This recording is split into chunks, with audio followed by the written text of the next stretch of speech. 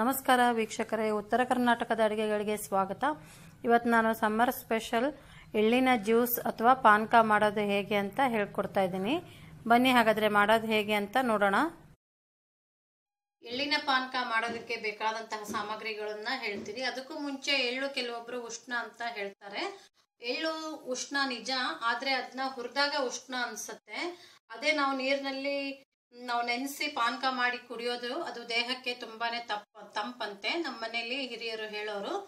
ಬನ್ನಿ ಹಾಗಾದ್ರೆ ಅದಕ್ಕೆ ಏನೇನು ಬೇಕು ಸಾಮಗ್ರಿಗಳನ್ನ ಅಂತ ಹೇಳ್ತೀನಿ. ನಾನಿಲ್ಲಿ 2 ದೊಡ್ಡ ಚಮಚದಷ್ಟು ಬಿಳಿ ಎಳ್ಳನ್ನ ತಗೊಂಡಿದ್ದೀನಿ. ಬಿಳಿ ಎಳ್ಳಿನ ಬದಲಾಗಿ ನಾವು ಕರಿ ಎಳ್ಳನ್ನು ಕೂಡ ಬಳಸ್ಕೋಬಹುದು. 2 ಏಲಕ್ಕಿನ ತಗೊಂಡಿದ್ದೀನಿ. ಒಂದು ಅರ್ಧ ಕಪ್ನಷ್ಟು ಬೆಲ್ಲನ ಪುಡಿ ಮಾಡಿ ಇಟ್ಕೊಂಡಿದ್ದೀನಿ. ಹಾಗೆ 1 ಕಪ್ನಷ್ಟು ಕಾಯಿನ ಹಸಿ ಫ್ರೆಶ್ ಆಗಿರೋ ಕಾಯಿನ ತುರಿದಿಟ್ಕೊಂಡಿದ್ದೀನಿ. ಅದು 1 ಕಪ್ನಷ್ಟಿದೆ. ಈಗ ಮೊದಲಿಗೆ ನಾವು ಎಳ್ಳನ್ನ ನೆನೆಸೋದಕ್ಕೆ ಇಡೋಣ.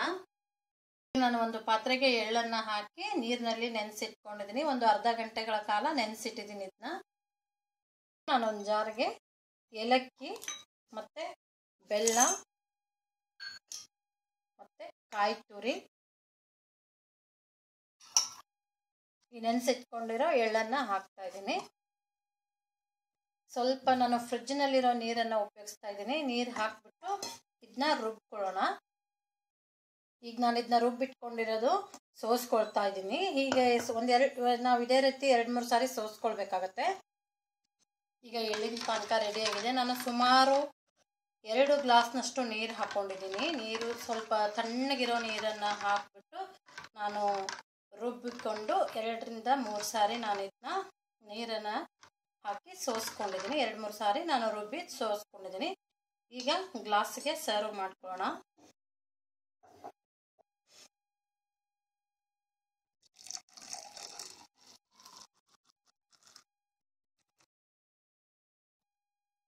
ಈಗ ಐಸ್ ಕ್ಯೂಬ್ ಬೇಕಿದ್ರೆ ಹಾಕೋಬಹುದು ಅಥವಾ ಬೇಡ ಅಂದರೆ ಸ್ಕಿಪ್ ಮಾಡ್ಕೋಬಹುದು. ಹಾಕಲೇಬೇಕು ಅಂತೇನಿಲ್ಲ. ನಾನು ಇನ್ನೊಂದು ಸ್ವಲ್ಪ ತಣ್ಣಗಾಗಲಿ ಅಂತ ಹಾಕಿದ್ದೀನಿ. ಅದರಲ್ಲ ವೀಕ್ಷಕರೇ, ಎಳ್ಳಿನ ಪಾನಕ ಮಾಡೋದು ಹೇಗೆ ಅಂತ. ಬೆಲ್ಲ ಹಾಕಿ ಮಾಡಿರೋದ್ರಿಂದ ಆರೋಗ್ಯಕ್ಕೂ ಕೂಡ ಒಳ್ಳೆಯದು. ಎಳ್ಳನ್ನು ಬಳಸಿರೋದ್ರಿಂದ ದೇಹಕ್ಕೂ ಕೂಡ ತಂಪು. ನಾವು ಕಾಯಿ ತುರಿ ಬದಲಾಗಿ ನಾವು ಮಾಮೂಲಿಯಾಗಿ ಉಪಯೋಗಿಸುವಂತಹ ಹಾಲನ್ನು ಕೂಡ ಹಾಕಿ ಮಾಡ್ಕೋಬಹುದು. ತುಂಬ ಚೆನ್ನಾಗಿರುತ್ತೆ. ನೀವು ಮನೆಯಲ್ಲಿ ಟ್ರೈ ಮಾಡಿ. ಇವತ್ತು ನಾನು ಮಾಡಿರೋ ಈ ರೆಸಿಪಿ ನಿಮಗೆಲ್ಲ ಇಷ್ಟವಾಗಿದ್ದರೆ ಲೈಕ್ ಮಾಡಿ, ಕಾಮೆಂಟ್ ಮಾಡಿ. ಹಾಗೆ ನನ್ನ ಚಾನಲ್ನ ಸಬ್ಸ್ಕ್ರೈಬ್ ಆಗೋದನ್ನು ಮರಿಬೇಡಿ.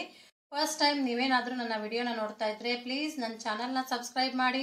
ಹಾಗೆ ಪಕ್ಕದಲ್ಲಿರೋ ಬೆಲ್ ಐಕಾನ್ನ ಪ್ರೆಸ್ ಮಾಡಿದರೆ ನಿಮಗೆ ನಾನು ಹೊಸ ವಿಡಿಯೋ ಅಪ್ಲೋಡ್ ಮಾಡಿರೋ ಒಂದು ನೋಟಿಫಿಕೇಶನ್ ಬರುತ್ತೆ. ನಮಸ್ಕಾರ, ಧನ್ಯವಾದಗಳು.